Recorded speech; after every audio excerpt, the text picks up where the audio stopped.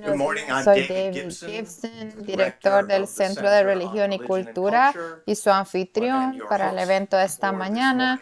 También quiero señalar que este evento está organizado y copatrocinado por el Programa Universitario Amazónico PUAM, que forma parte de la Conferencia Eclesial de la Amazonia, de la que tendrá más información junto con la Asociación de Universidades Jesuitas de América Latina, nuestros hermanos en el continente latinoamericano.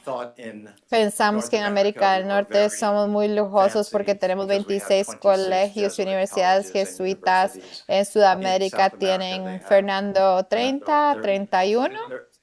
31, sí, los acorté en uno. Así que es una maravillosa colaboración la que tenemos aquí. Y de nuevo, estamos encantados de verlos a todos aquí en persona.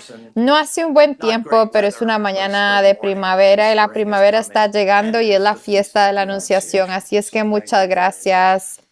Y este evento en sí se organizó muy rápidamente en las últimas semanas, cuando nos enteramos de que nuestros colegas aquí presentes estarían en Nueva York para la Conferencia de las Naciones Unidas sobre el Agua, que se celebró esta semana. Es la primera conferencia de la ONU para el agua segura y sanitaria. Tengo entendido que es la primera conferencia en 20 años o algo así. ¿Eso es cierto? En más de 40 años, desde 1977, Cristiana, nuestra colega de teología, nuestra experta en agua, es una locura, bueno, de verdad, pero finalmente lo han conseguido. Así que estaban aquí para representar a la Amazonia y todos sus intereses en las Naciones Unidas esta semana. Pero en cierto sentido, esta reunión se ha estado gestando durante 3 años. Estábamos planeando un evento como este con muchos de estos participantes y estamos muy contentos de acogerlo. Hace 3 años, cuando por supuesto la pandemia mundial de COVID-19 intervino, esa pandemia se cobró tantas vidas, causó tanto sufrimiento y trastornos. Y sin embargo, también reveló cuán aún más lo interconectado está nuestro mundo. Como ha subrayado el Papa Francisco, esta nueva situación es una oportunidad para ver nuestras debilidades y nuestros desafíos, pero también para responder a ellos de maneras creativas y fieles. Una de esas formas creativas fue la aprobación del Papa Francisco de lo que llaman la Conferencia Eclesial de la Amazonia. Ahora mucho de esto suena como discurso eclesiástico. El cardenal Barreto puede explicarlo y otros.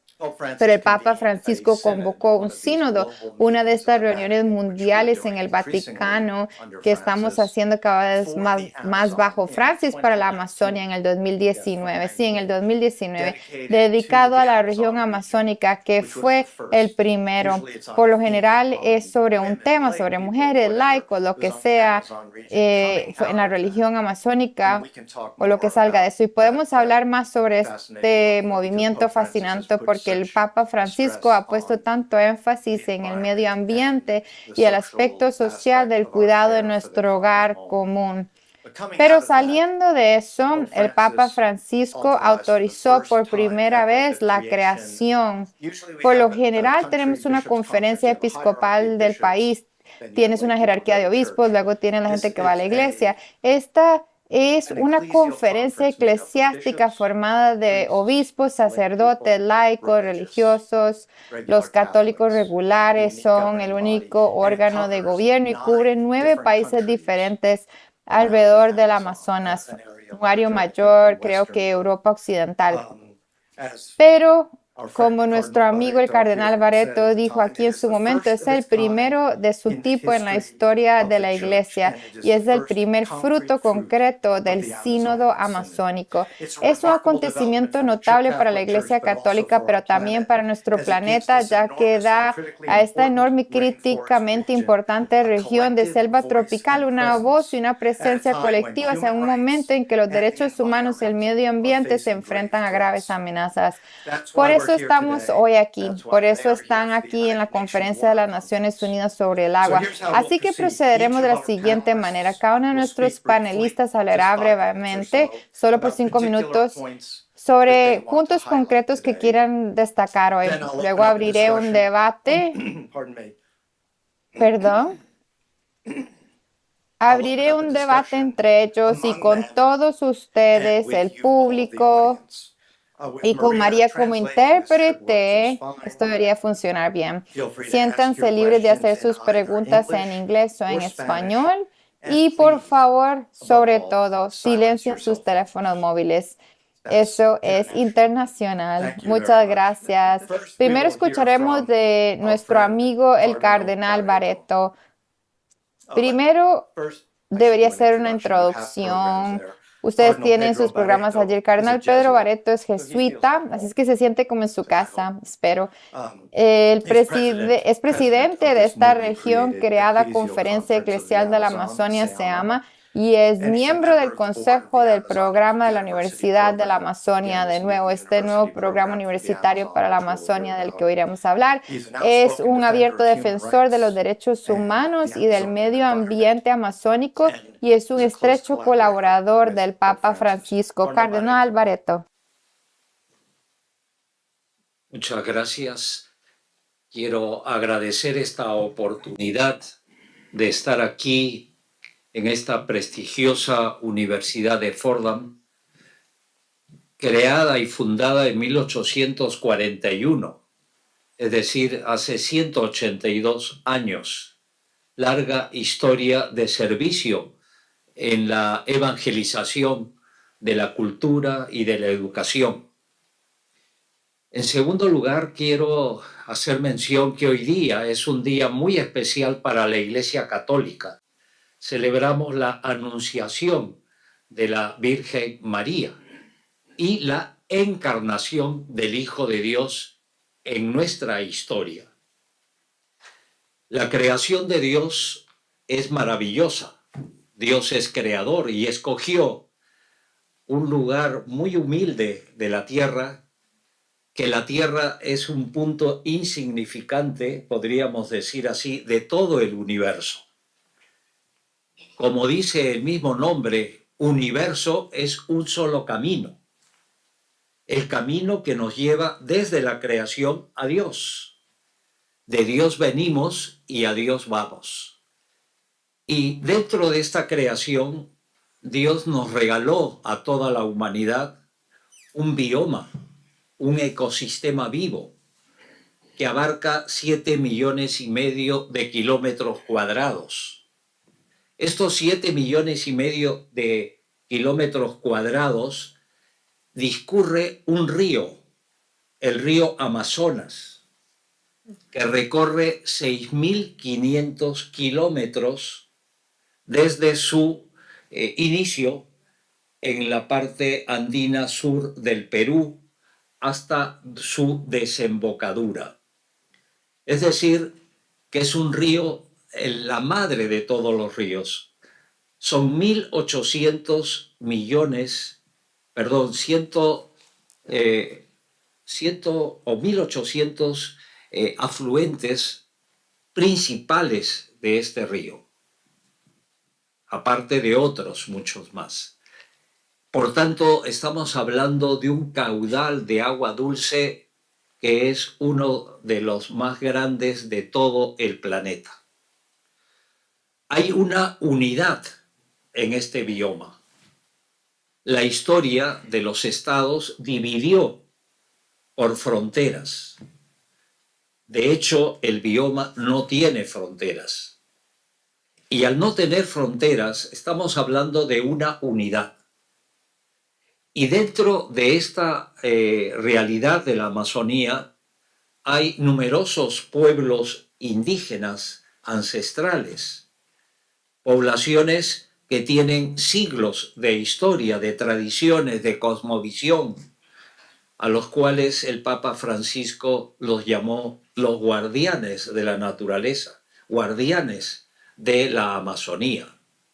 La señora Patricia Hualinga, que es del pueblo originario de Sarayacu, en Ecuador, es la vicepresidenta de la Conferencia Eclesial de la Amazonía, porque al ser una conferencia eclesial, incluimos a todos los bautizados y bautizadas. Por eso nos alegra mucho estar aquí con dos damas o mujeres que nos pueden acercar para escuchar las voces de la Amazonía. El Papa Francisco nos habla de la querida Amazonía. Cuando uno quiere a una persona, se le escucha con mayor pasión, con mayor profundidad. Cuando no se quiere a una persona, bueno, oímos, no escuchamos. Y el Papa Francisco nos habla precisamente de escuchar a la querida Amazonía, a las culturas, a las personas que viven ahí, que tienen tradiciones, que tienen una cosmovisión y que tienen una religiosidad, que viven en armonía con la naturaleza y entre la misma comunidad. Por eso podemos decir que la Amazonía es un gran desafío para la Iglesia y para la humanidad. Maltratar la Amazonía, maltratar la ecología, el contexto, despreciar las culturas amazónicas, nos hace de alguna manera pensar que estamos despreciando e insultando también a toda la humanidad. Porque la Amazonía es para el mundo, no es solamente para nosotros. Y por eso la Iglesia quiere unir lo que los hombres y mujeres del mundo, los políticos, han dividido. Si Jesús ha venido al mundo es para unir, no para dividir. Y en este sentido, la Iglesia católica es una iglesia sin fronteras. Ya no se habla de la Amazonía brasileña, de la Amazonía ecuatoriana, la Amazonía boliviana o peruana, o de Guyana o de Surinam o de Venezuela, sino hablamos de la unidad que es precisamente lo que Dios nos ha regalado.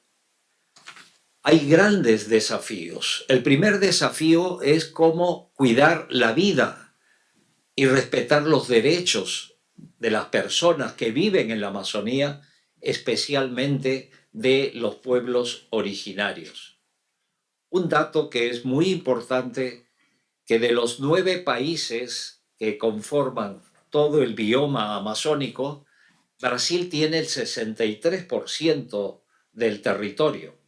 Sin embargo, tiene menos población indígena originaria que los demás países que tienen un poco más del 30% del territorio. Y nos preguntamos por qué.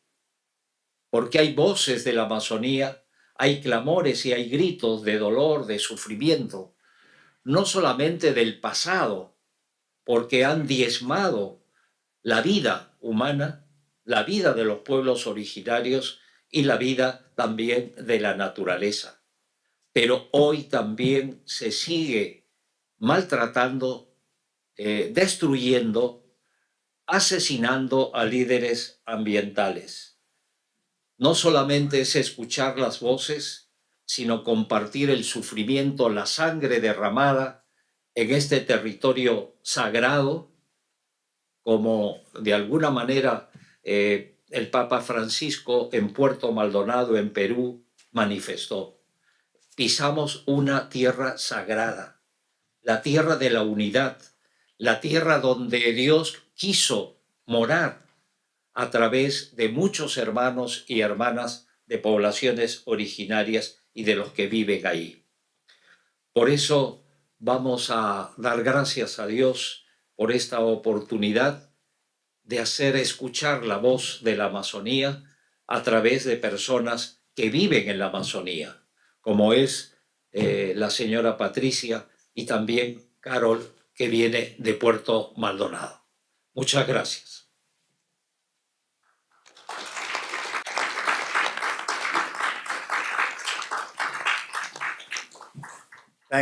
Gracias, Su Eminencia, por este maravilloso testimonio y gracias por presentar a nuestra próxima oradora, Patricia Hualinga. Queremos escuchar de usted a continuación. Patricia es conocida por su trabajo como defensora de los derechos humanos del pueblo quichua de Sarayaku y comunidad indígena de la Amazonia ecuatoriana. También, como mencionó el cardenal Barreto, vicepresidenta del SEAMA y un programa universitario amazónico PUAM. Patricia, gracias. Buenos días. Muchas gracias a la Universidad de Jordan por invitarnos y gracias por estar aquí. Monseñor, el cardenal Barreto ya hizo la presentación. Yo vengo de un pueblo que se denomina el pueblo del mediodía, el pueblo del cenit, aunque su nombre es en quichua Sarayaku, que significa río de maíz. ¿Y por qué este pueblo tiene este nombre? En la visión de nuestros ancestros, dicen que es el pueblo que luchará hasta los últimos tiempos. Y entonces por eso tiene ese nombre y es muy conocido por ese nombre. Y como lo dice la leyenda, mi pueblo es un pueblo de lucha, un pueblo que defiende la Amazonía, un pueblo que dice el denominado desarrollo nos está destruyendo y no todo puede ser destrucción. La Amazonía tiene que transmitir vida. Somos un pueblo que a raíz de nuestra resistencia se convirtió en un símbolo para otros pueblos. Y eso ha sido bueno, porque gracias a eso todavía hemos podido mantener nuestros bosques amazónicos. La presencia de los pueblos indígenas ha logrado que exista la Amazonía todavía, sin tanta depredación. Una Amazonía que es agreste, pero una Amazonía hermosa. Una Amazonía que es también la creación de Dios. Y que eso no se nos tiene que olvidar. Que una creación tan bonita como el ecosistema, el bioma amazónico, no se puede destruir solamente por intereses económicos. Y en base a eso, me he hecho varias preguntas. ¿Cuál es lo importante de nuestra esencia de pueblos indígenas? Porque para muchos podría ser incomprensible. Y nuestra esencia fundamental es la relación y la comunicación con la naturaleza. Es ese conocimiento profundo de la naturaleza. Es ese conocer cada esquema de los ecosistemas, es esa comunicación. El pueblo indígena se comunica con la naturaleza. Y para ustedes y nosotros que somos católicos, yo pienso que eso no es nuevo. Pues ya tienen un santo que hablaba con la naturaleza. Hablaba con la hermana lluvia, hablaba con el hermano lobo y a todos les trataba como hermanos. Y lo extraño y lo coincidencial es que nuestros sabios también les tratan como hermanos, el hermano. Entonces tenemos muchas coincidencias dentro de nuestra visión. ¿Cómo es que me involucro en la SEAMA? Porque estoy de vicepresidenta de la SEAMA. Alguien que lucha por los derechos y está por ahí. Porque siempre me pregunté, ¿por qué la iglesia, después de bautizarnos, después de hablar sobre Cristo y la justicia, nos dejaba solos en nuestra lucha? ¿Por qué la institución de la iglesia no se comprometía a acompañarnos? ¿Por qué no nos escuchaba? Y el Papa Francisco nos escuchó. escuchó y sintió la Amazonía desde lejos, porque no es un papa que era de la Amazonía, es un papa que es de Argentina. Y eso yo pienso que la única cuestión es que es obra del Espíritu. Un papa que siente y ama la Amazonía cuando nuestro clamor y nuestra voz estaba pidiendo y cuando nuestras oraciones estaban dirigidos a eso. Solo puede ser obra del Espíritu. No tengo otra explicación. Y ese ha sido el momento en que me he involucrado, a decirles, acompáñennos, vean el rostro de Dios y de Cristo en la Amazonía. Sientan en la Amazonía la presencia de Dios. Porque ahí los pueblos que hemos sido marginados, abandonados de la sociedad, estamos pidiendo a gritos que haya justicia. Y ese es el camino que está tomando la SEAMA, la Conferencia Eclesial Panamazónica liderada por el Cardenal Barreto. Ese es mi rol como Patricia, como hija de los primeros catequistas amazónicos, de hacerles entender cuál es nuestra misión profunda, donde la iglesia pueda inculturarse, donde la iglesia pueda ver la esencia de los pueblos indígenas. ¿Qué tiene que ver con la lucha? Yo sigo siendo activista. Yo continúo, tengo múltiples actividades.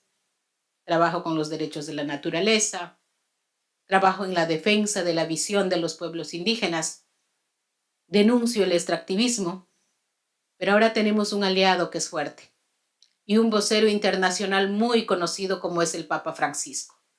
Necesitábamos esa vocería. Y ya no somos nosotros los que estamos hablando desde la Amazonía. Y hay la institución de la iglesia que se está comprometiendo a decir, vamos a caminar de manera conjunta. Y yo he leído la Biblia y hay tantas cosas bonitas que nos identifican y que están ahí. Cristo de lucha, Cristo de cambio, Cristo sin temor, Cristo la transformación. Y estas cosas nos animan. Esto nos anima a caminar. El sínodo dice que es caminar conjunto. Yo participé en el sínodo y estamos caminando. Tal vez no tan visiblemente para muchos, pero lo estamos haciendo. Y si la gente, los católicos, las diócesis, las iglesias se comprometen en este caminar conjunto, seguro que será más llevadero. Pero la transformación está viniendo y yo creo que ya a este paso nadie lo va a poder detener, porque no es cuestión del hombre ni de los pueblos indígenas, es cuestión que viene del Espíritu. Eso es lo que yo puedo compartir. Muchas gracias.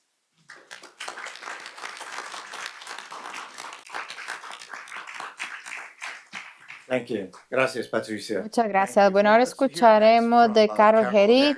Carol es la coordinadora de derechos humanos de Caritas, que es la red de desarrollo y ayuda de la Iglesia Católica. Está ubicada en Madre de Dios, en la Amazonía peruana, y participa en la Escuela de Derechos Humanos de la Red Eclesial Panamazónica. Carol. ¿Cómo están? Muy buen día. Para mí es un gusto poder estar hoy, compartir con todos ustedes. Es importante para nosotros poder tener estos espacios donde podamos dar a conocer el trabajo que venimos desarrollando en la Amazonía. En mi caso, soy abogada, trabajo con Cáritas, he pasado un proceso de formación y venimos acompañando a pueblos originarios como parte técnica dentro de la defensa de sus territorios. Es un compromiso que tenemos y que adquirimos dentro de un proceso. No es fácil trabajar en la Amazonía porque es una realidad bastante compleja. En la región de donde yo provengo, Madre de Dios, Perú, y creo que a nivel de toda la Amazonía pasamos conflictos muy difíciles de poder superar. En mi región tenemos 5 áreas naturales protegidas, tenemos una reserva de pueblos en aislamiento. Esto debería suponer que el Estado debe de proteger a los pueblos originarios. Esto debería de suponer que el Estado brinda las condiciones adecuadas para la defensa de sus derechos. de igual forma debería de representar un acceso a los derechos esenciales. Hablamos de derecho a salud, derecho a territorio, derecho al agua, pero sabemos muy bien que todos estos derechos son fuertemente vulnerados. No solo porque existen brechas, como lo llaman los estados, brechas para acceder a educación, brechas para acceder a salud, sino simplemente porque no existen servicios de salud, no existen servicios de educación, no existe acceso a agua segura. Cuando hablamos de agua, hablamos de Amazonía, es lo que yo siempre digo. Y pensamos que el hecho de que haya agua dulce en la Amazonía quiere decir que los pueblos originarios tienen acceso a agua, pero esta agua que consumen directamente es agua que se encuentra contaminada por actividades extractivas. Madre de Dios, la actividad principal es la minería, una minería informal, una minería ilegal, que al año deforesta 115 hectáreas, que al año vierte a los ríos 181 toneladas de mercurio. Esto afecta fuertemente a los pueblos indígenas y más aún a los pueblos que se encuentran en contacto inicial o a los pueblos que están en estado de aislamiento. Pueblos que no tienen una voz para poder expresar qué es lo que está pasando. En este proceso que tenemos como iglesia, tratamos de empoderar a los pueblos originarios, tratamos de que ellos puedan tener esos espacios para dar a conocer qué es lo que está sucediendo y sobre todo para que ellos puedan tener acceso y defender los derechos que se les están negando hoy en día por priorizar otras actividades. Un claro ejemplo de cuánto daño están haciendo esas actividades en la Amazonía es que en la región amazónica de Madre de Dios, los pueblos indígenas o las personas que pertenecen a pueblos indígenas tienen 5.3 porcentaje de mercurio en la sangre más que un ciudadano que está dentro de la ciudad, digamos así. Entonces podemos ver que los pueblos originarios no son prioridades para las políticas estatales. Esto implica una gran responsabilidad para nosotros, quienes estamos en territorio acompañándolos en esta lucha constante.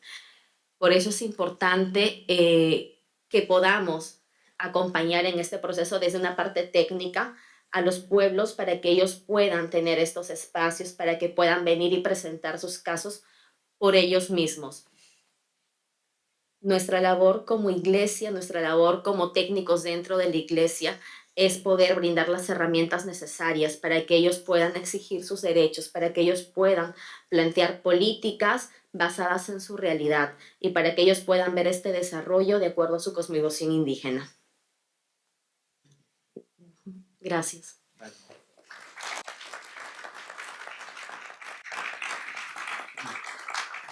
Thank you, Carol. Thank you very Gracias, much. Carol. Muchas Next, let's hear gracias. A from, continuación, Fernando escucharemos del Ponce, padre Fernando Ponce, Jesuit as well, también jesuita, who should feel at home here. quien He's also debería studied sentirse como en at casa the aquí. Boston También College or estudió en Weston, el Boston so College he's en very Weston, familiar with así que está muy the church in the familiarizado United con la States. iglesia en Estados He's the Unidos. president Es of the el Pontifical presidente de Catholic la University of Ecuador, Universidad and he's a Pontífica board member Católica de of, Ecuador y es we pronounce it miembro de la AUSJAL, Junta Directiva de It's the AUSJA, association of de la 31 Asociación de Jesuit 31 universities Universidades in Jesuitas Latin de America. América Brother Fernando. Latina. Padre Fernando.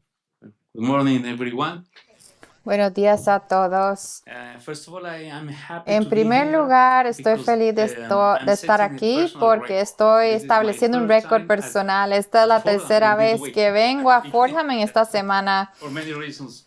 por To muchas see razones. President and Be careful or they will hire you here. You will Bueno, never ten be cuidado, te contratarán aquí y nunca te and irás. secondly, Y in bueno, y en order segundo to lugar, honor your para language, I honrar will su speak in idioma, Spanish. hablaré en I don't want to español. destroy your Así que no beautiful quiero language. destruir su hermoso idioma. Hay muchas cosas que yo quisiera compartir con ustedes, pero me voy a centrar en una pregunta que nos podemos hacer. ¿Qué pueden hacer las universidades por la Amazonía? ¿Qué puede hacer la academia? Bueno, la SEAMA Bueno, hay muchas respuestas. La SEAMA ofrece una de esas respuestas. La Conferencia Eclesial Amazónica ofrece una de esas respuestas y la pensó, la propuso en el Sínodo Amazónico.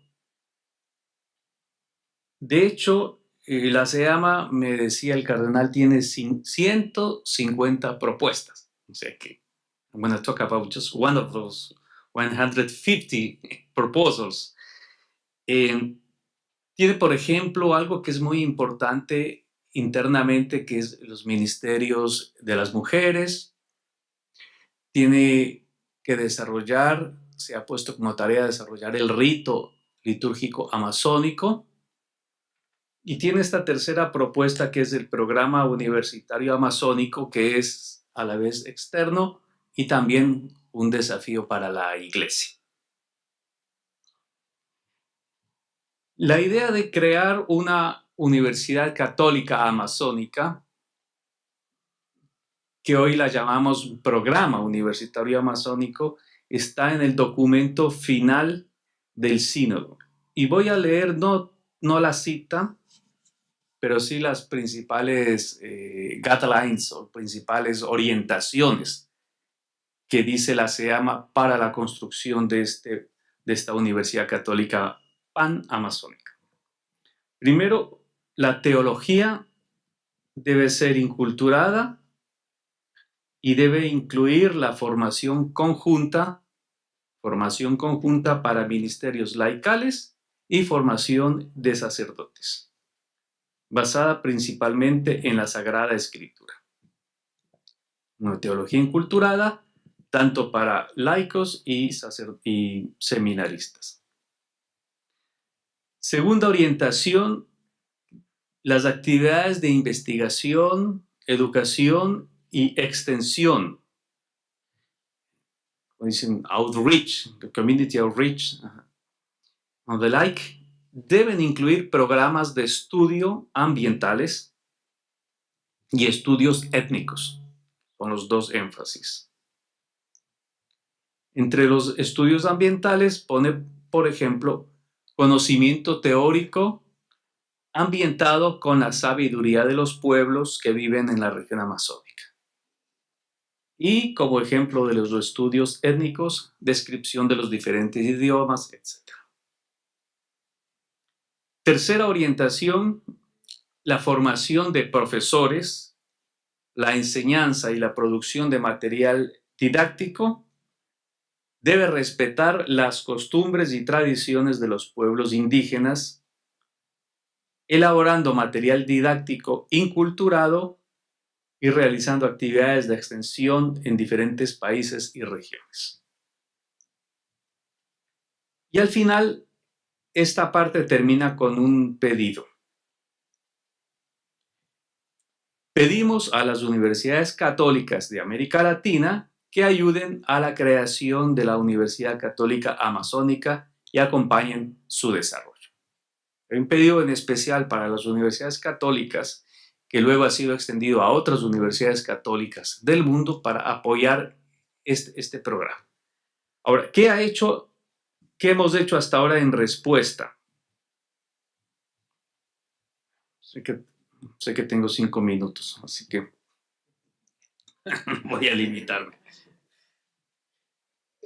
Se ha constituido lo que nosotros llamamos un programa universitario que es diferente a una universidad. El programa universitario intenta articular proyectos ya existentes y proyectos propios.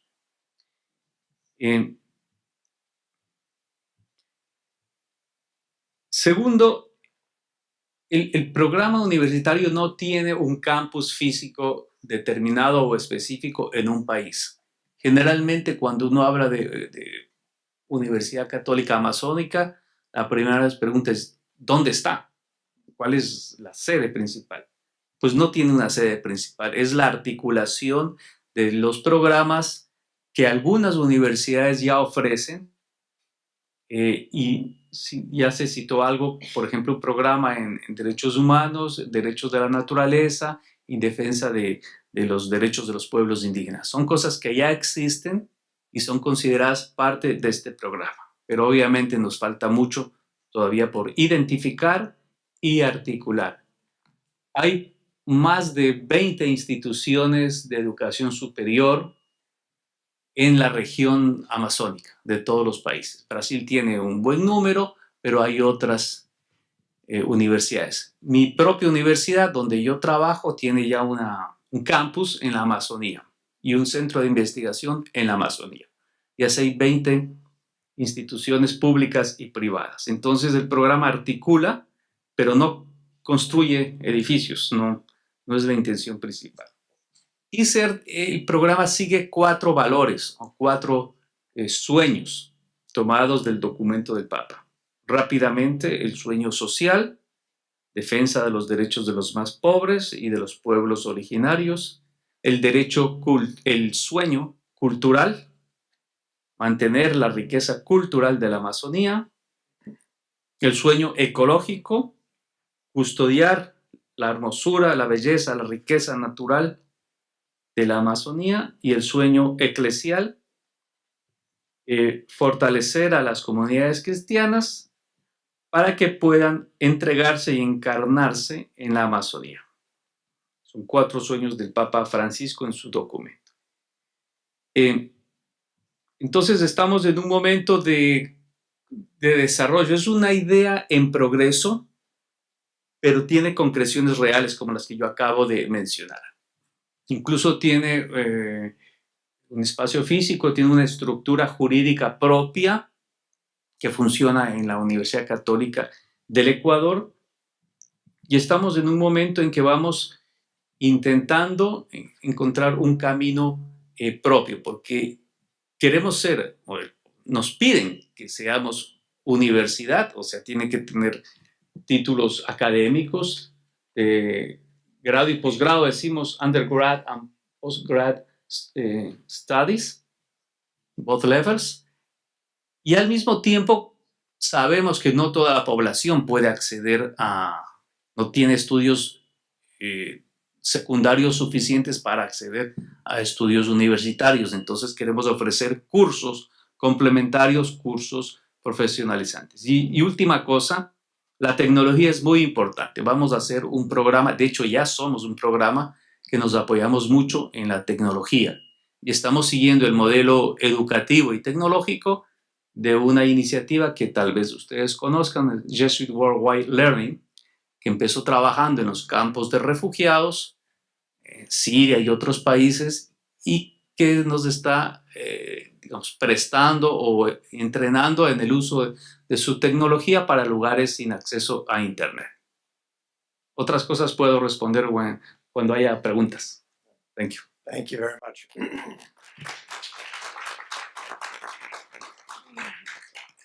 Thank you, Father Fernando. Gracias. Muchísimas gracias, Padre Fernando. Toda esta iniciativa universitaria es realmente emocionante y fascinante de escuchar. Por último, pero no menos importante, mi colega, la doctora Cristiana Senner, profesora asociada de teología aquí en la Universidad de Fordham, que escribe ampliamente sobre ética religiosa y ecológica, y es la autora de Solo Agua, Teología, Ética y Crisis Globales de Agua Dulce. Será un libro gratuito para uno de los afortunados ganadores. Si desea pedir este libro u otros en Orbis, afuera, puede hacerlo. Por favor, tome uno y usted recibirá este libro después. Cristiana, para terminar. Gracias a todos. Español, so I will speak in English. My remarks are, of course, Bueno, como mis comentarios, por supuesto, como profesora en la ciudad de Nueva York, y me siento muy honrada de estar en este panel para aprender de colegas que están haciendo un trabajo tan notable institucionalmente con la expansión de la Iglesia Católica y su sintonía con las comunidades indígenas y los derechos de la naturaleza y los valores ecológicos.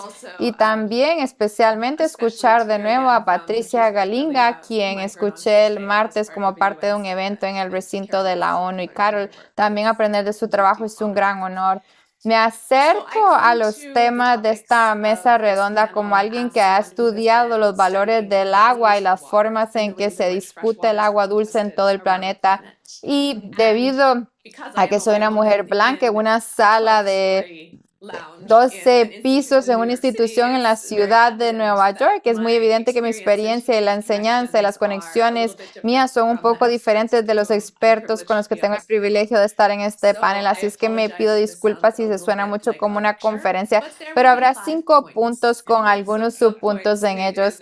Y el primer punto que quiero decir es que, en mi humilde opinión, Laudato Si, la encíclica del Papa Francisco de 2015 sobre la ecología, es y será el legado más importante del pontificado de Francisco. En parte porque retoma la doctrina social católica atestiguada desde hace tiempo en la tradición católica, en parte porque avanza prometiendo direcciones teológicas que importan enormemente a Benedicto XVI y ahora el Papa Francisco, en especial en lo que respecta a la ecología humana.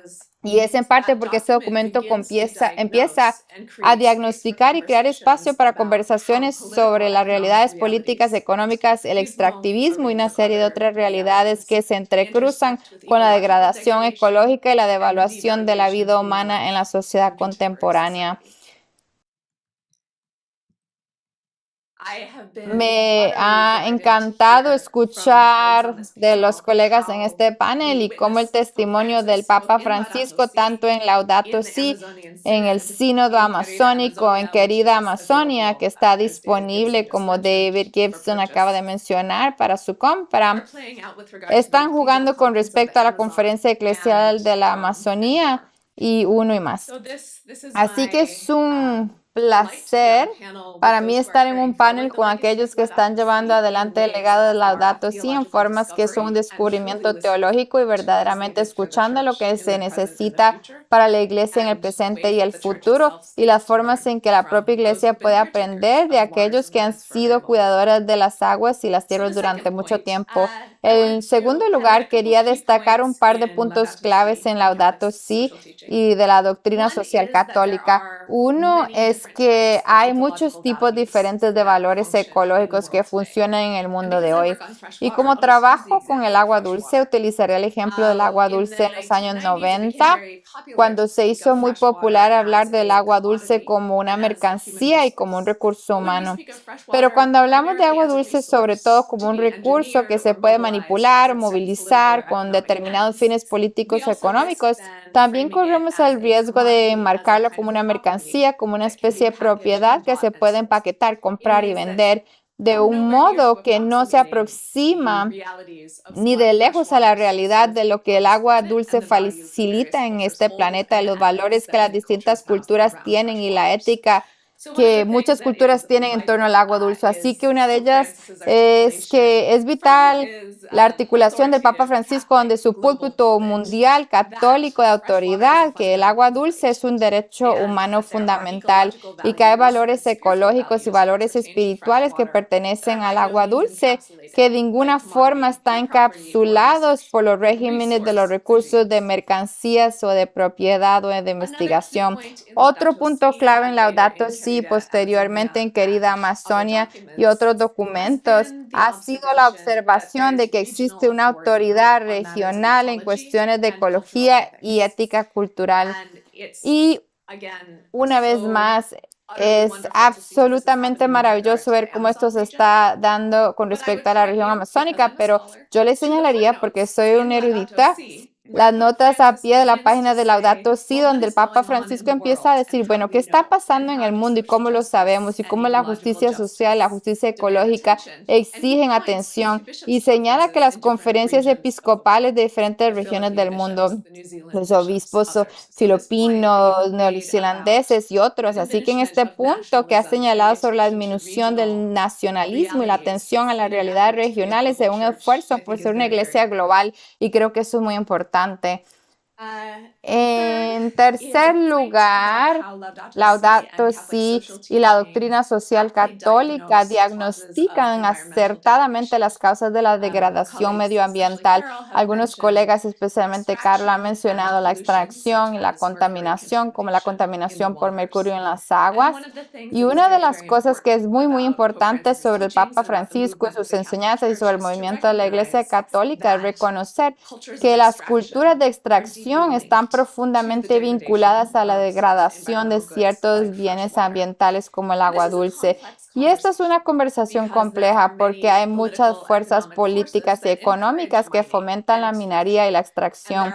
Y a veces hay puestos de trabajo creados para las comunidades que pueden necesitarlos por estas diferentes industrias y operaciones mineras. Y sin embargo, como el Papa Francisco ha señalado en varios documentos y los colegas en el panel pueden hablar mejor que yo de esto, también hay problemas reales con la corrupción y con la convivencia con las naciones y con las tomas de propiedad de las comunidades indígenas, especialmente en la Amazonia. Así que las formas en las que los proyectos de desarrollo, ya sean hidráulicos para la generación de agua dulce y energía o mineros para diferentes tipos de minerales en una economía digital, siguen siendo enormes problemas que no son solo cuestiones de un par de malos actores, aunque eso es real. También son cuestiones de estructuras enteras de economía política a escala mundial y en determinadas regiones.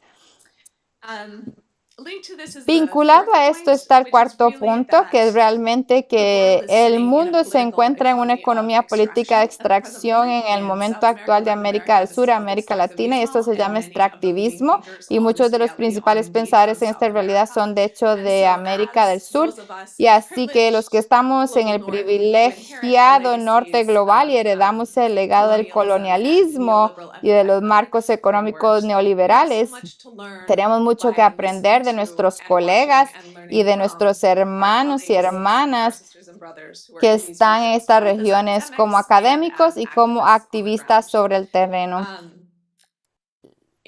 La extracción se ha convertido en el modo que sustenta el crecimiento económico en todo el mundo. El crecimiento económico sigue siendo el paradigma del que se jactan y aprecian las naciones para medir su éxito. Sin embargo, a menudo oprime y arruina vidas, aguas, valores comunitarios y ecosistemas en todo el mundo. Y es en este tipo de espacio donde los valores teológicos y creo que también la ética pueden hablar de cómo ser humano en este momento concreto. Y este es un reto para los individuos, pero también para la ética de la Iglesia Católica en general, porque durante mucho tiempo la filosofía y la teología occidentales han sido muy buenas a la hora de decirnos cómo comportarnos como individuos, qué tipo de acción es virtuosa, qué hacer, qué no hacer, qué está permitido y qué está prohibido. Pero ahora estamos hablando de un mundo en el que las estructuras de extracción económica, de extracción laboral y la financiarización rigen las condiciones en las que las personas viven sus vidas.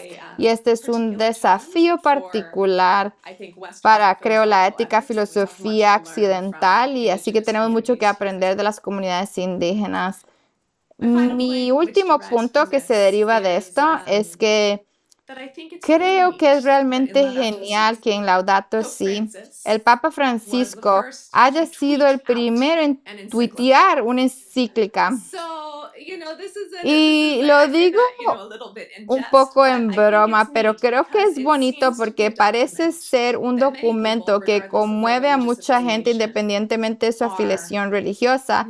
Y mucha gente ha hablado, me ha hablado, es cierto, es una muestra imperfecta y sesgada, pero mucha gente me ha hablado de cómo incluso como feminista judía laica o alguien que procede de un entorno musulmán y observa el Ramadán en la actualidad, Ramadán Mubarak a todos los que lo celebran, y como alguien que ha abandonado la Iglesia Católica, todos estos tipos de diferentes de personas encuentran, sin embargo, un tipo de visión moral y espiritual que es convincente, que habla de lo que queremos como seres humanos y lo que es valorado y que queremos proteger. Y creo que eso es muy importante porque históricamente la Iglesia Católica a lo largo de la historia, podemos hablar de historia profunda y de las cruzadas y todo eso, pero la Iglesia Católica también ha sido históricamente una fuerza fuerza colonizadora bastante fuerte que no ha atendido históricamente a los valores indígenas y ha tratado de universalizar y evangelizar. Y es mi esperanza que estemos en un momento en el que esto esté cambiando, en el que la iglesia pueda convertirse más en una iglesia de aprendizaje. Y como indígena es una categoría plural, no uniforme, los marcos occidentales tienen mucho que aprender de muchísimas comunidades de muchas partes del mundo. Así que creo que el reto será cómo esta institución y aquellos de nosotros que trabajamos en sus diversas universidades y contextos eclesiales podemos llevar adelante ese espíritu sin inscribir realmente los tipos de daños que se han producido en el pasado. Este panel me da esperanza de que en la Amazonia se esté dando una de esas vías. Ha sido increíble oír hablar de su trabajo individual, de las redes, del activismo institucional eclesial y de los ámbitos legales. Y es un gran honor estar aquí hoy con ustedes. Muchas gracias.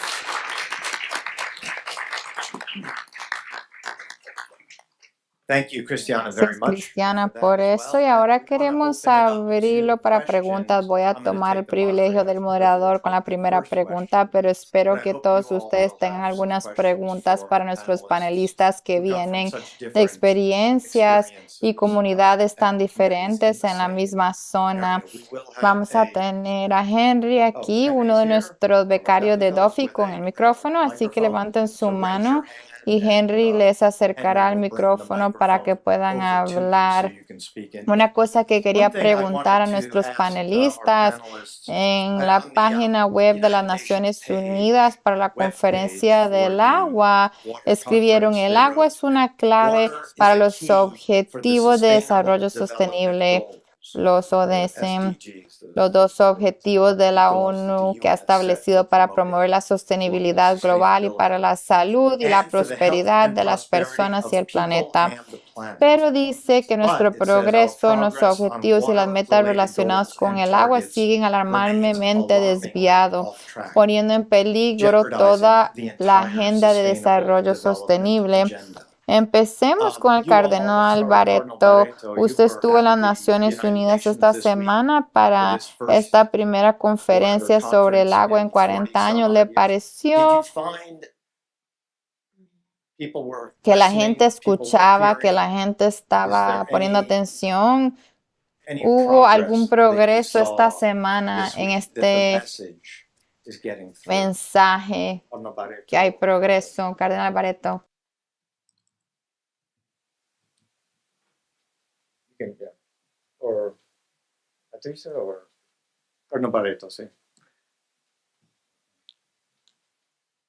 Yo pienso el solo hecho de que pongan desarrollo me preocupa. Realmente me preocupa que busquen fomentar desarrollo a través de la utilización del agua y me preocupa que realmente no se garantice el derecho humano al agua. ¿Y por qué me preocupa? Porque en los paneles también había empresas extractivas, empresas mineras que utilizan mucha agua. Y pienso que puede haber buenas intenciones de escritorio, pero yo vengo de una realidad donde las cuestiones como desarrollo o sostenibilidad no están funcionando. Donde nosotros está la contaminación, donde nosotros está la destrucción del extractivismo, donde nosotros está la violación de los derechos por parte de gobiernos y empresas. Pienso que en el mundo diplomático como Naciones Unidas pueden poner ese término bonito. Si me siento escuchada dentro de estos espacios, yo creo que de alguna manera llega. El problema es que lo tomen en consideración. Y yo siempre digo, si no nos quieren escuchar, les vamos a seguir molestando. Y están hablando de nuestros territorios y si llegan a destruir nuestros territorios, no les vamos a dejar ingresar. Así que empresas que quieran invertir en territorios como Sarayaku sin una consulta y un consentimiento, van a invertir en pérdidas de sus ganancias. Y eso va igual también como mensaje para aquellas personas que quieran apoderarse del agua, lo cual me parece terrible. Gracias. Carol, did you? Sí, es importante entender qué es desarrollo para los pueblos indígenas. Desde la posición de Estado, desde la posición de empresa, la palabra desarrollo muchas veces es tener proyectos de inversión. Pero como Patricia lo estaba diciendo, un pueblo indígena para ellos de repente eso no es desarrollo. Y también es que dentro de estas políticas de desarrollo, dentro de estas políticas sostenibles de las cuales se vienen hablando y en las cuales vienen participando los estados, se debe de tener en cuenta la intervención de los pueblos indígenas, pues es que estas políticas de desarrollo van a ser trasladadas hacia territorio indígena, vulnerando las tradiciones indígenas, vulnerando territorio indígena, vulnerando el proceso de desarrollo que cada pueblo o comunidad indígena tiene planeado para sí mismo dentro de sus tradiciones y dentro del respeto cultural que ellos tienen hacia la naturaleza y hacia los recursos. Es por eso que para mí es muy importante tener en cuenta en las planeaciones que existen de estrategias de desarrollo en los países, tomar en cuenta a los líderes indígenas ya que se afecta directamente a su territorio. Hoy en día en mi región, por ejemplo, se está hablando de la explotación del gas y estos pozos de gas, digamos así, se encuentran ubicados en territorio indígena. Existe la ley de consulta previa, pero la normativa indica que es una consulta previa, que van a escuchar a los pueblos, pero no necesariamente el Estado va a hacer caso a lo que los pueblos decidan en ese momento. Que se prioriza el beneficio de la mayor población, digamos así. Entonces hablamos de millones de personas que están en el país que se van a beneficiar si es que se logran explotar estos pozos de gas, pero va a perjudicar terriblemente a los pueblos indígenas en los cuales se encuentran estos pozos. Es por ello la importancia de que las normas sean bastante claras, la importancia de que los pueblos indígenas, sus líderes, tengan un proceso de formación para poder defender sus territorios y sobre todo que tengan voz en estos espacios de decisión. Gracias, thank you. Gracias. Arnold, and then, Yo quisiera, después de escuchar a Patricia y a Carol, hacer ya explícito una denuncia y un anuncio. La denuncia ya lo hizo el Papa Francisco cuando afirmó que este sistema neoliberal consumista ha fracasado. Por los frutos se conoce el árbol, dice Jesús. Es decir, hay una gran mayoría que vive en extrema pobreza en la humanidad y que la acumulación de la riqueza cada vez se concentra en unos pocos, incluso aquí en Estados Unidos. No es una excepción.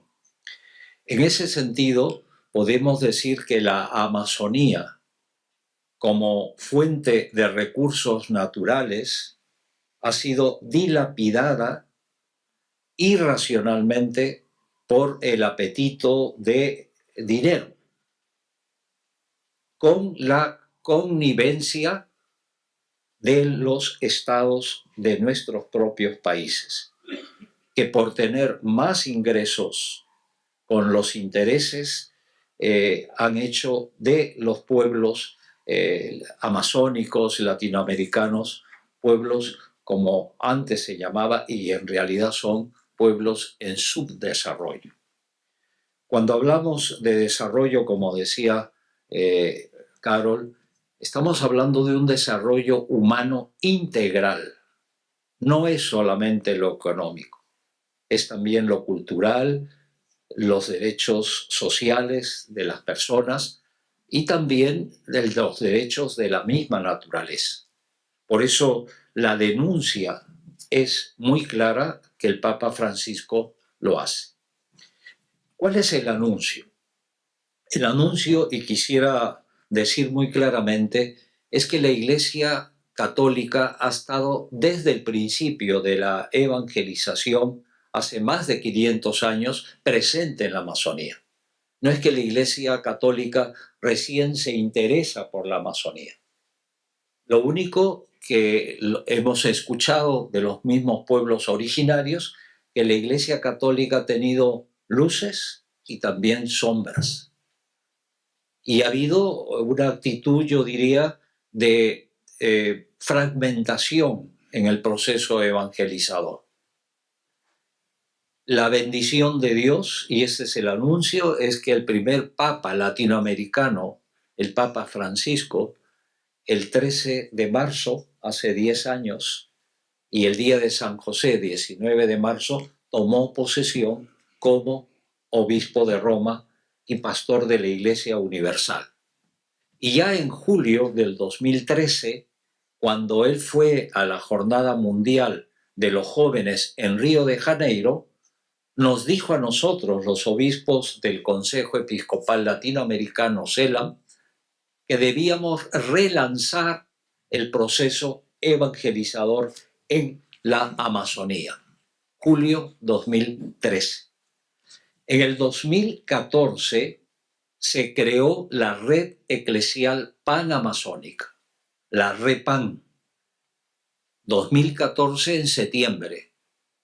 Bendecido y aprobado y alentado por el Papa Francisco. La red no es una institución, no es una estructura, pero está presente en el territorio en estos 7,5 millones de kilómetros cuadrados que compone la Amazonía. Antes la iglesia estaba cada uno por su lado. Ahora con la red hay una mayor comunicación, mayor visibilidad de las violaciones de los derechos humanos, del deterioro de la naturaleza, y que esto es muy importante, que nos ayudó mucho. El Papa Francisco convocó un sínodo amazónico, primera vez en la historia, un sínodo de obispos sobre la Amazonía. Patricia, al igual que otras mujeres de la Amazonía, también obispos de la Amazonía, participamos en este sínodo en Roma. Esto, yo diría, marcó un inicio de lo que ahora podemos decir con orgullo y con humildad al mismo tiempo, que tenemos no solamente la REPAN, la Red Eclesial de Panamazónica en el territorio, sino tenemos una estructura jurídica, canónica y pública, que es la Conferencia Eclesial de la Amazonía. Para mí personalmente es un motivo de mucha gratitud a Dios por el cardenal don Claudio Humes, que falleció en julio del año pasado. Él fue el primer presidente de la Red Eclesial Panamazónica, él fue el primer presidente de la Conferencia Eclesial de la Amazonía, que está dispuesta, yo diría, en el tiempo, porque, como dice el Papa Francisco, la SEAMA, la Conferencia Eclesial de la Amazonía, es una pequeña plantita que está creciendo, porque es la primera conferencia eclesial en la historia de la Iglesia. Por eso, Patricia es vicepresidenta. Hay una religiosa también de pueblos originarios, la hermana Laura Vicuña, de Brasil. También hay un laico, que es Mauricio López, como vicepresidente, que está aquí presente. Y hay un cardenal, el arzobispo de Manaos, conmigo, que conformamos esta presidencia eclesial de la Amazonía. Creo que es muy importante que en el 2022, el 3 de octubre, vísperas de San Francisco de Asís, el Papa Francisco aprobó oficialmente que la conferencia eclesial ya es una realidad. Por eso quiero anunciarles a ustedes que tenemos la primera conferencia eclesial de una región compuesta por 9 países. Sobre todo, yo diría, un territorio de ultramar, que es el territorio de Guyana Francesa. que tienen un pequeño territorio amazónico, con el cual tenemos que ir conversando y hacer. Por último, decirles que el Papa Francisco latinoamericano asume el nombre de Francisco de Asís. Francisco de Asís europeo, lleno de riquezas, que se convierte y vive pobre entre los pobres. Y esto significa para todos nosotros que la Iglesia Católica es universal. Todos somos franciscanos, aunque yo soy jesuita, pero digo, soy franciscano de corazón y que amo la Amazonía, porque ciertamente al escucharla, Patricia, ahora ustedes se habrán dado cuenta que hablan no solamente de la cabeza, sino también del corazón, y nos mueve a todos a trabajar decididamente por cuidar la tierra y cuidar la vida don de Dios para todos y cada uno de nosotros. Muchas gracias a todos ustedes porque nos alientan a seguir caminando juntos. Gracias. Thank you very much. I want to go to Quiero ahora ir con Cristiana, que estaba en un evento paralelo en la ONU, pero también el cardenal mencionó a su predecesor, el cardenal Humas, que murió hace unos meses, y fue el cardenal Humas que estuvo en el conclave hace 10 años, quien abrazó al cardenal Bergoglio cuando fue elegido y le dijo: no te olvides de los pobres, no te olvides de los pobres. Y el cardenal Humas falleció, pero la Iglesia no se ha olvidado de los pobres en la Amazonia, lo cual es gratificante. Cristiana, quiero resaltar lo que han observado Patricia y Carol, de que el término desarrollo, incluso el término desarrollo sostenible, pueden tener mucho significado dependiendo de quién los utilice y de qué manera. Y muchos de los que estamos en la sala probablemente sabemos que la llamada idea autoritaria de desarrollo sostenible fue articulada en 1987 por la ONU, la Comisión de Brundtland, que definió una versión particular de desarrollo sostenible que consistía en fomentar el crecimiento económico sin perjudicar los intereses de las generaciones futuras. Ha habido mucho debate sobre esta definición en el ínterin. Desde 1987 también ha habido una enorme cantidad de globalización, internalización del comercio en formas que eran desconocidas y que no han tenido precedentes: el Internet, el comercio mundial y la financiarización. Muchas formas de desarrollo han tenido lugar, y a lo largo de la década de los 90, incluso en la actualidad, existen importantes instituciones económicas y políticas que vinculan ciertos tipos de préstamos para el desarrollo a determinadas condiciones relativas a las prácticas económicas en torno al agua y la tierra. Así que estas nociones de lo que es desarrollo y lo que es sostenible pueden ser muy resbaladizas. Una de las cosas que yo defendería como profesora de una universidad jesuita es que las universidades jesuitas, las redes jesuitas, tienen una oportunidad particular de profundizar críticamente en estas historias y en las formas en que se despliegan estas ideas, y no solo en las clases teológicas, sino en los programas de negocios globales. En nuestro entrenamiento para todos los estudiantes y los que van a entrar en mercadeo, van a utilizar la palabra sosteniblemente de forma poco crítica para maquillar de verde ciertos proyectos que en realidad tienen consecuencias muy negativas para las sociedades y los ecosistemas. No creo que deban hacerlo. Creo que tenemos la oportunidad de ser rigurosos y dar una demostración de conceptos. Simplemente añadiría que algo que no se haya mencionado todavía es que el derecho al agua fue articulado y aprobado por las Naciones Unidas en el año 2010 y fue presentado predominantemente por Evo Morales de Bolivia y otros representantes de Sudamérica, que también en los años cercanos al 2010 habían articulado la Declaración de los Derechos de la Madre Tierra. Y por tanto, para quienes vivimos y trabajamos en Estados Unidos, la sociedad del llamado Norte Global, sociedades como este país, deben aprender que este tipo de enseñanzas morales se han introducido en los foros internacionales.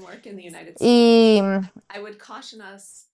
quisiera advertirnos que no asumamos que los grandes problemas están siempre en otros lugares. Y sí, hay grandes problemas en la Amazonia y en otros lugares, y no quiero restarles importancia en absoluto, Sé que la Amazonia se ha referido como el pulmón del mundo, el río de la madre, y todo esto es cierto, y al mismo tiempo muchas de las mismas cuestiones sobre la extracción, sobre el desarrollo, se aplican dentro de América del Norte, dentro de los Estados Unidos, las arenas bituminosas de Alberta, Canadá, las acciones de protección del agua de Standing Rock por la parte de los indígenas estadounidenses y los apoyos basados en la comunidad a través de una serie de grupos de afinidad.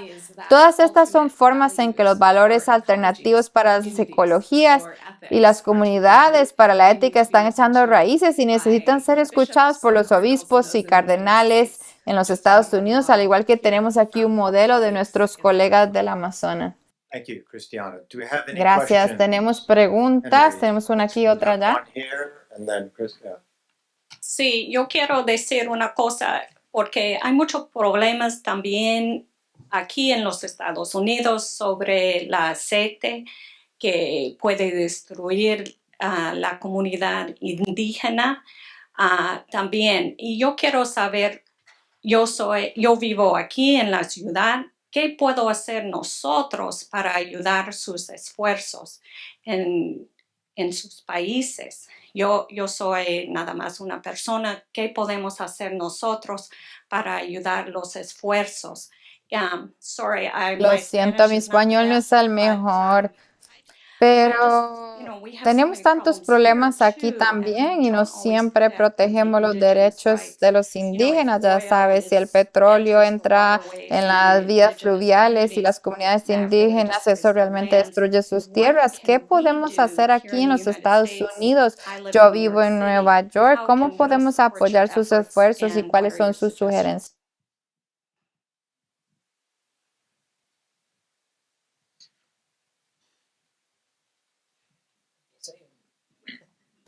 Thanks. Empiezo respondiendo, porque el cardenal me debe. Yo pienso que en una ciudad como Nueva York, que les vengamos a contar las cosas que pasan en la Amazonía les parece lejanos. Y no es así. Enorme error. Ustedes piensen que a causa de un bioma como la Amazonía todavía pueden tener vida acá. Por lo tanto, la primera cosa que pueden hacer es identificarse plenamente con nuestra lucha. Aparte de identificarse, asumirlas como una lucha de ustedes. Ya no solo de los pobres pueblos indígenas a quienes les violentan derechos, quienes están sufriendo. Sí, estamos en primera línea, en línea de frente. Pero mucha gente piensa que no les afecta y realmente les afecta. Todo lo que ocurre en la Amazonía les afecta. Y hay varias formas, desde formas personales.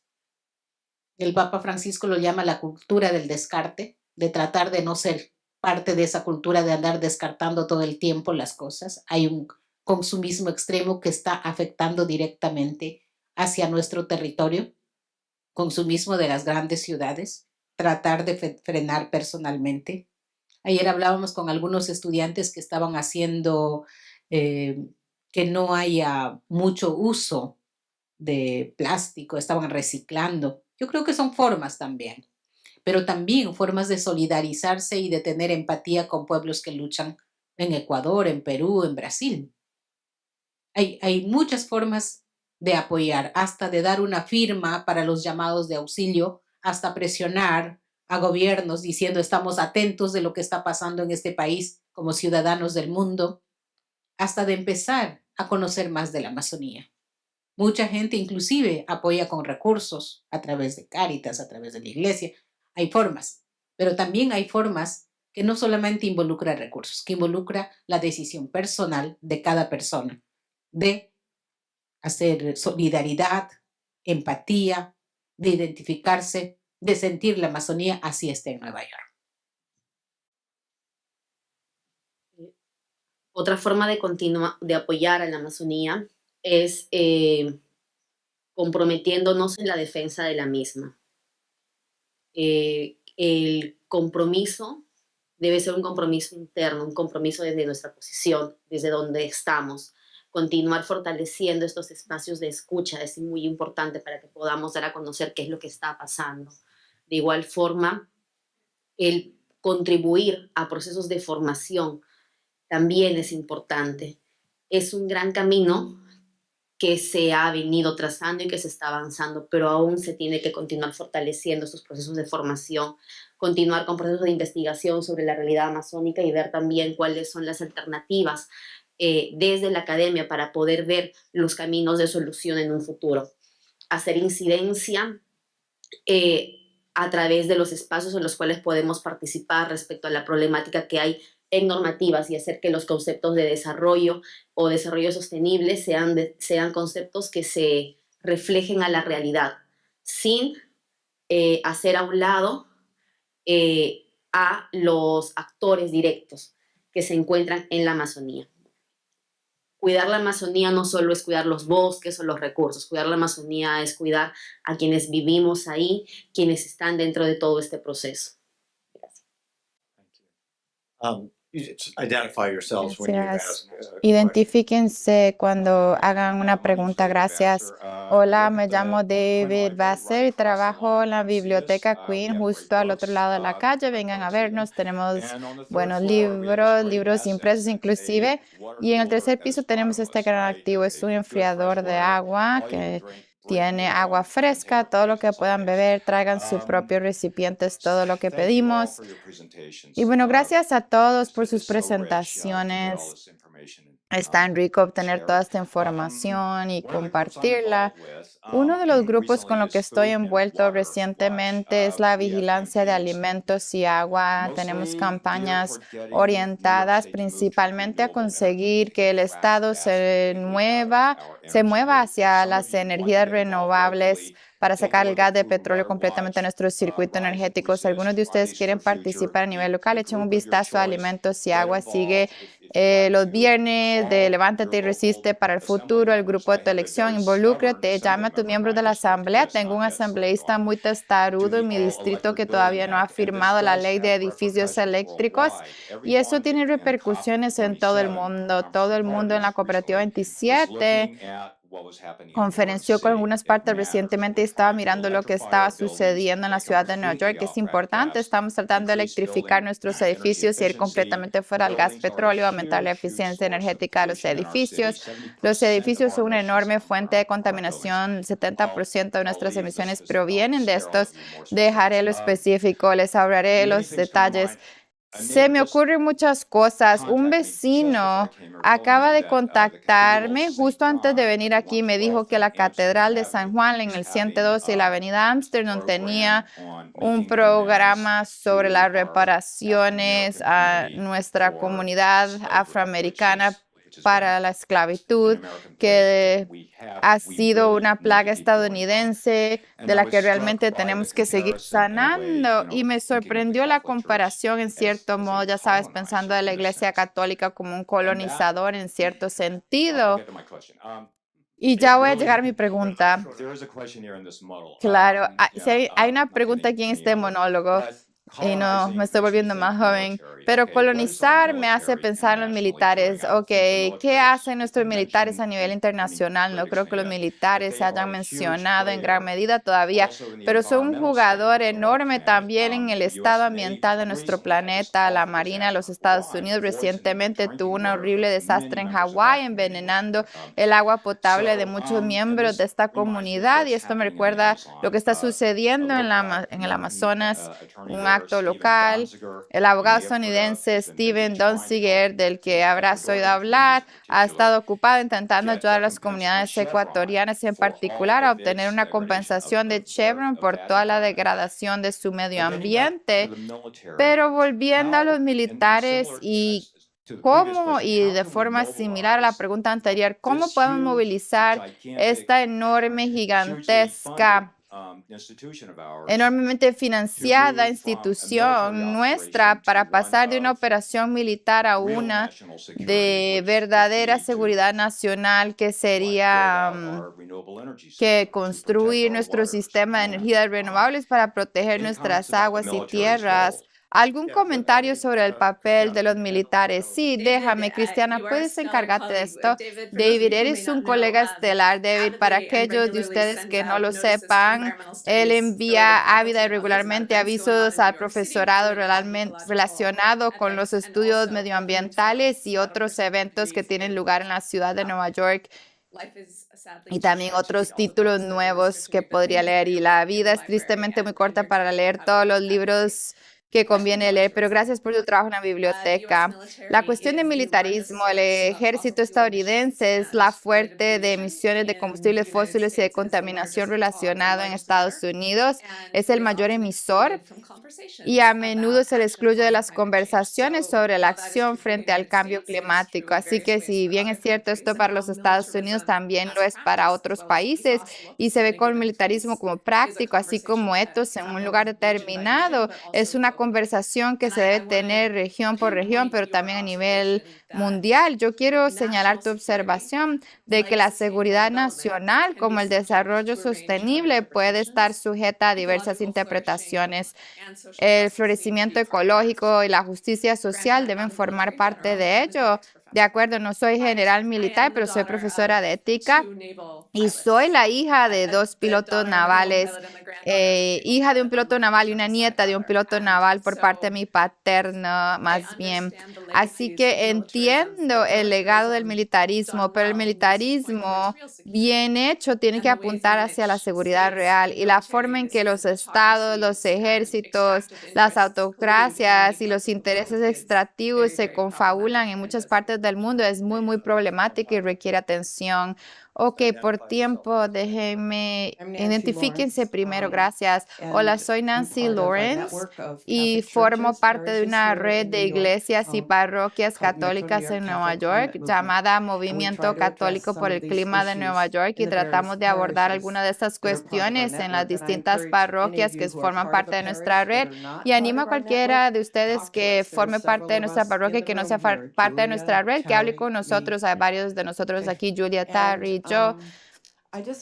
Y yo solo quería preguntar una cosa sobre las violaciones de los derechos humanos y las amenazas de muerte. Hay algo, quiero decir, para mí es una cosa que podemos hacer, es plantear esta cuestión cuando se convierte en un punto crítico de lo que la gente está haciendo para defender su tierra, su agua.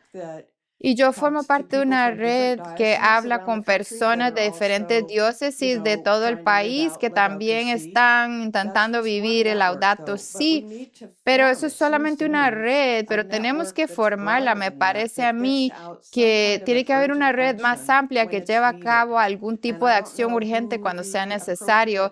Y no sé cuál sería la organización o institución adecuada para hacerlo, pero me parece que sí la necesitamos y que podría ser útil.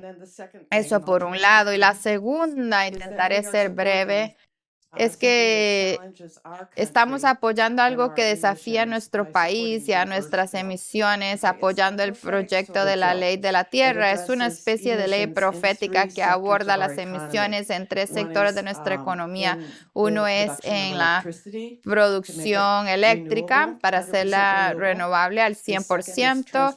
El segundo es el transporte, tratando de conseguir todos los coches eléctricos para el 2030. Y el tercero es regenerar el sector de la agricultura y tratar de conseguir que la agricultura corporativa sea regenerativa y no emita tantas emisiones. Así que tenemos algunos folletos aquí. Habla con nosotros después si estás interesado en apoyar este proyecto de ley. Gracias. Gracias a todos por su presentación y su presencia aquí, que es muy, muy importante para nosotros. Bueno, esta es una gran red, un gran programa. Espero que algunas de las cosas a las que te refieres sean fruto en vista de la visita aquí en Fordham y la ONU y en el futuro. Y tuvieron una gran reunión con nuestra presidenta Tanya Tetlow, que está muy comprometida con este tema y esperamos mayores frutos. Una cosa que te agradezco por eso y vamos Uno de los libros que tenemos aquí es el Ecomártir en las Américas. Y esta lucha es una lucha de vida o muerte, tan a menudo en la que no nos damos cuenta lo suficiente. ¿Podría alguno de ustedes dirigirse a la pregunta, Padre Fernando, Carol?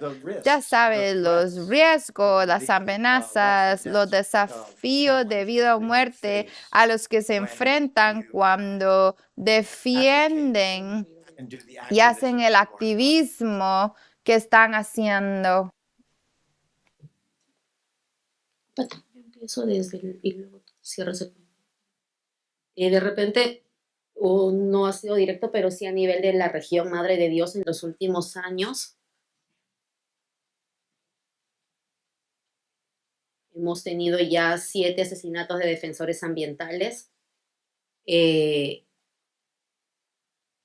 en una región de 200,000 habitantes más o menos.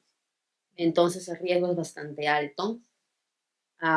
Hemos tenido casos directos que hemos acompañado que también han sido amenazados los líderes indígenas. Y lastimosamente es lenta la reacción del Estado cuando pedimos garantías para las vidas, ¿no? Creo que la situación crítica que es en un momento había cuando llegamos, yo creo que la situación crítica la estamos viviendo hoy día, ¿no? Los abusos, la vulneración de derechos, el no acceder a una protección inmediata es algo que se está palpando y es cada vez mucho más fuerte porque los intereses económicos en la Amazonía también son cada vez mucho más grandes. Entonces, la forma de protección que de alguna forma se tiene es el respaldo de las instituciones, el respaldo de la iglesia, de nuestro vicariato, es bastante importante para el trabajo que realizamos en territorio.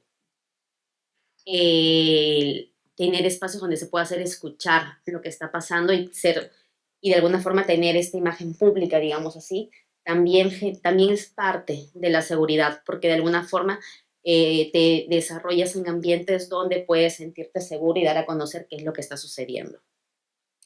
Las denuncias locales son de mayor riesgo porque creo que es bastante conocido que en los países de Latinoamérica la corrupción es bastante alta. Entonces, el hacer una denuncia ante la policía o la fiscalía tarda mucho, expone mucho a las personas.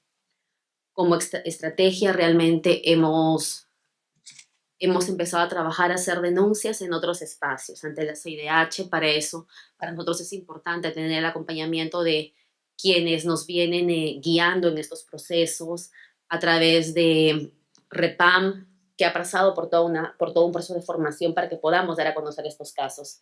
Antes nos quedábamos en territorio, nos quedábamos a nivel local, hacer la denuncia a nivel local, pero nos hemos dado cuenta que esto es un proceso muy difícil, muy complicado, que pone en riesgo a quienes están siendo afectados directamente. El presentar los casos o las vulneraciones en otros espacios nos ayuda muchísimo porque protege mucho a quien está denunciando. Así tú hagas una denuncia anónima dentro de territorio, todos terminan sabiendo quién está haciendo esa denuncia y estamos exponiendo a quienes van a denunciar. El hacer las denuncias en otros espacios nos ayuda a que tomen en cuenta la problemática que está pasando y se aborde de otra manera, sin exponer a los líderes que están presentando las denuncias.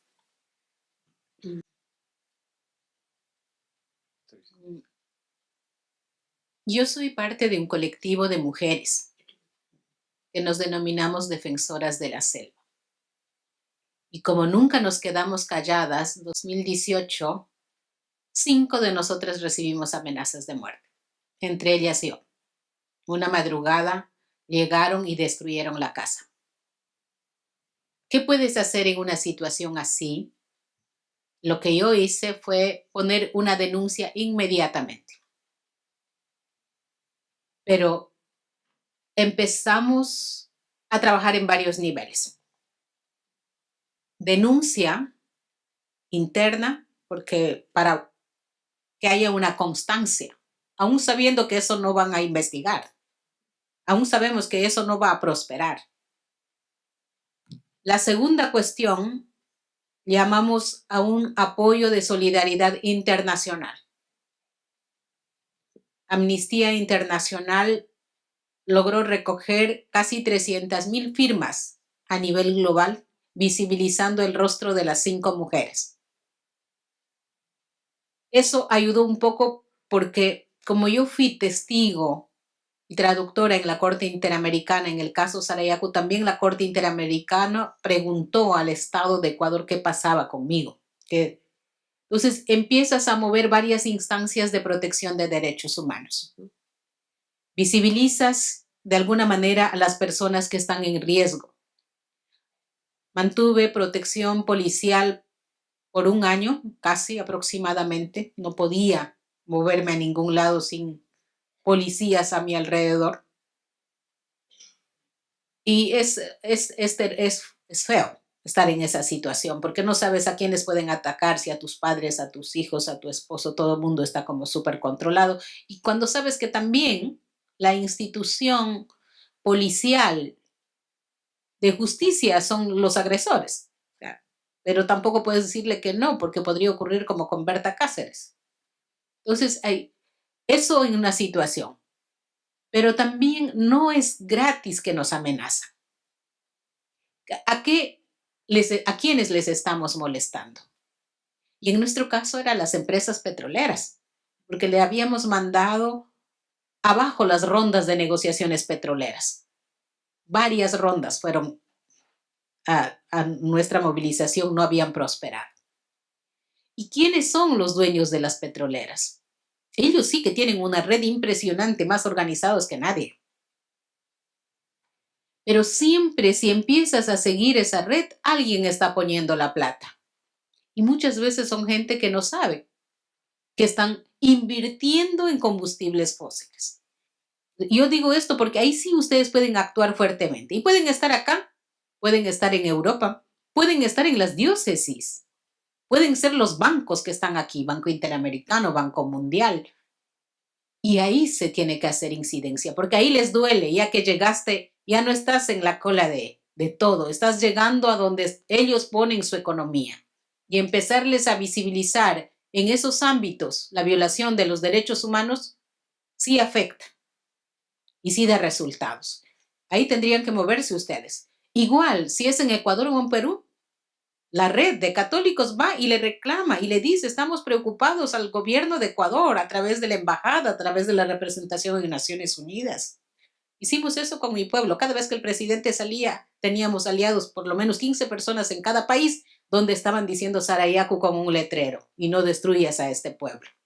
Son formas muy efectivas de tratar de proteger a los que luchamos en territorio.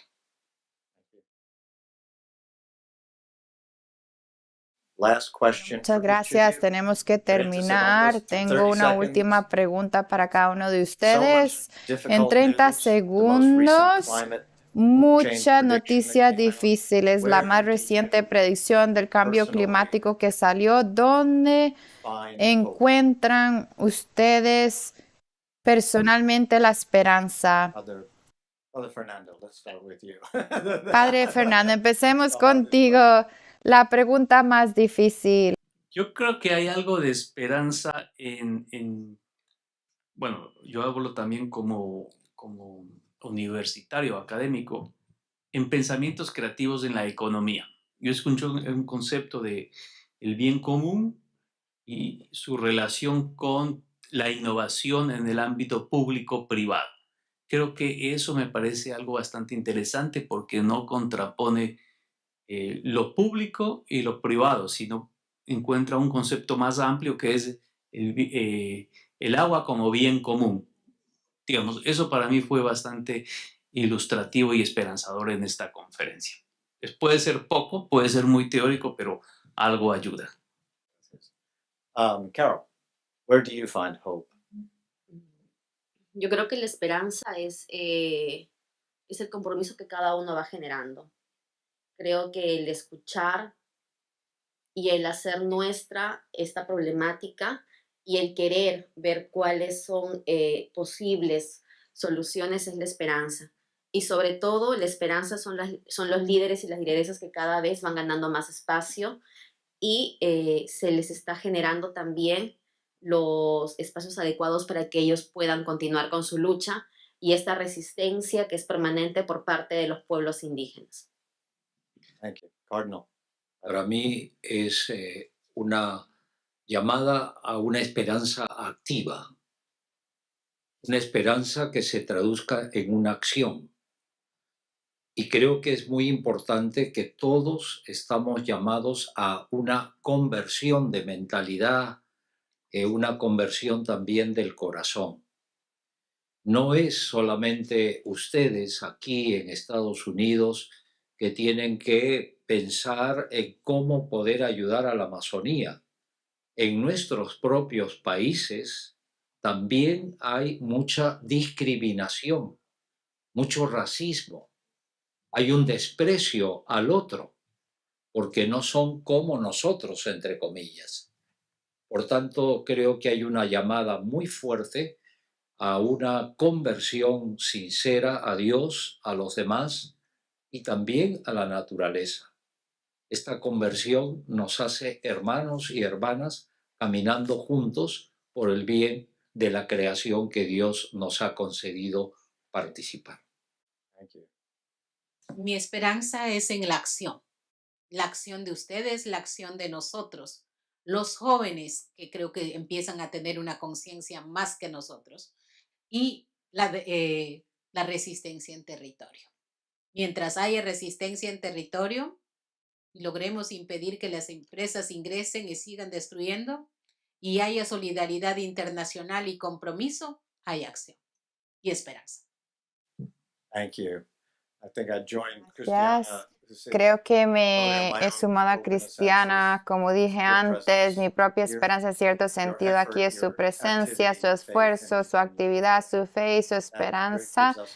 Eso es estupendo, nos da esperanza. Espero que podamos ser socios en ello. Por favor, únanse a mí en el agradecimiento a nuestros panelistas de hoy. Tenemos café aquí arriba, por favor, participe en conversación. También aproximadamente en una semana tendremos esta conversación editada en YouTube y la compartiremos con todos ustedes. Por favor, compártala con el resto del mundo. No se trata solo de quien está aquí hoy, sino de quien lo escuchará más tarde. Gracias.